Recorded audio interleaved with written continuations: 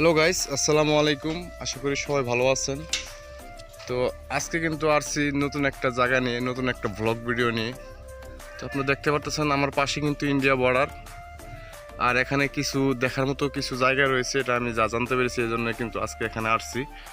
তো যাই হোক, দেখতে পাচ্ছেন এখানে একটা সিঁড়ি আছে, সিঁড়ি দিয়ে একটু উঠে উপরে যাওয়ার চেষ্টা করব। যেহেতু আসছি সব জায়গায় একটু ঘোরার চেষ্টা করব।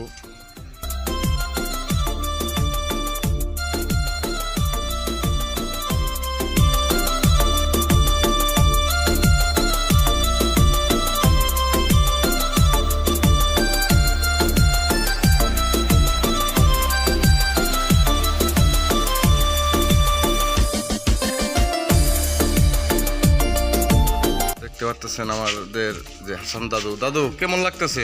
হ্যাঁ দাদা, অনেক ভালো লাগতেছে। আমরা ইন্ডিয়ার বর্ডার মানে বাংলাদেশের বর্ডারে প্রান্তে এসেছি কিছু দেখার জন্য। আর এখন যেই জায়গাটা আমি দাঁড়িয়ে কথা বলতেছি এটা হচ্ছে যে আপনার পান্তুমাই, স্থানের নাম পান্তুমাই স্থান। আর এখন কিছুক্ষণ পরে আমি যাব ওই ঝর্ণাটার নাম হচ্ছে মায়ামতি ঝর্ণা। এই মায়ামতি ঝর্ণা আপনাদের কিছুক্ষণের ভিতরে মায়ামতি ঝর্ণা দেখাবো, সেখানে আমরা উপস্থিত হব। কিন্তু আজকে মনে করি এখানে আসি, খুব ভালো লাগতে আছে, এখানে দৃশ্যগুলো খুব ভালো লাগে। ওই সাইডে ইন্ডিয়া, আর এই যে খালটা দেখতেছেন, খালের এই পার বাংলাদেশ এবং কি উত্তর পার ওই পারে হচ্ছে যে ইন্ডিয়া। এখানে মাঝখান দিয়ে একটা নদী বয়ে গেছে, এই নদীর থেকে অনেক লোকজন আছে, পাথর তুলে তারা জীবিকা অর্জন করে, ঠিক আছে। আর এই পানিগুলো খুব সুন্দর লাগতে আছে, ইন্ডিয়ার পাহাড় বেয়ে ঝর্ণা থেকে এই পানিগুলো আসে।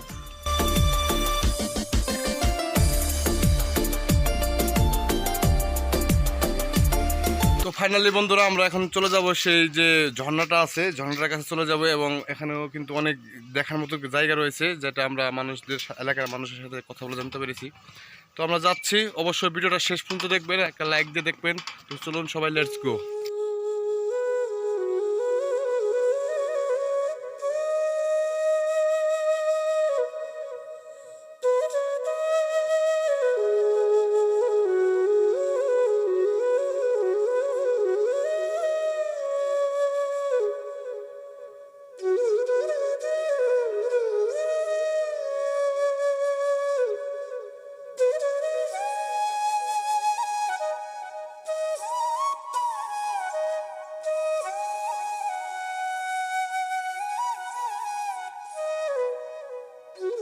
তো বন্ধুরা, আপনারা দেখতে পারতেছেন এই যে পাশে যে একটা বিশাল আকার একটা ঝর্ণা দেখতে পারতেছেন, পাহাড় বয়ে আসছে। এটা কিন্তু যে মেঘালয় পাহাড় হয়ে এই ঝর্ণাটা ইন্ডিয়া থেকে সরাসরি বাংলাদেশের বুকে কিন্তু এসে পড়েছে। এই পাহাড় দিয়ে কিন্তু যে সময় বন্যার টাইমে থাকে, যখন পানির স্রোত অনেক থাকে, যখন পানির মৌসুম থাকে, তখন কিন্তু এই ঝর্ণা দিয়ে অনেক পরিমাণ পানি আসে, আর পানির শব্দ এত বেকট হয়ে থাকে আমরা যা জানতে পেরেছি।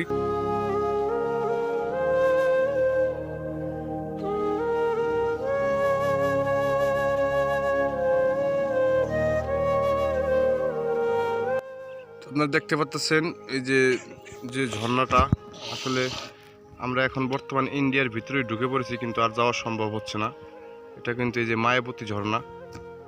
তো আসলে অনেক সুন্দর লাগতেছে, যদি আর একটু কাছে যায় দেখতে পারতাম অনেক ভালো লাগতো। এই যে দেখতে পাচ্ছেন পাশে কিন্তু যে তারাকাটের বেড়া, এখানে ইন্ডিয়ার বিএসএফরা বসে আছে। আর এই যে দেখতে পাচ্ছেন এই যে সীমানা গাড়া, আমরা কিন্তু অলরেডি ইন্ডিয়ার ভিতরে ঢুকে পড়েছি, আর যাওয়া যাবে না। আমাদের দিকে বিএসএফ একটিভাবে তাকায় রয়েছে যে আমরা কি করতেছি না করতেছি। তো যে কোনো মুহূর্তে আমাদের আবার ফায়ার করে দিতে পারে। তো আসলে জীবনে রিস্ক নিতে পারবো না, বাঁচার অনেক ইচ্ছা আছে। দেখতে পাচ্ছেন এই যে পাহাড়, মায়াবতী পাহাড়।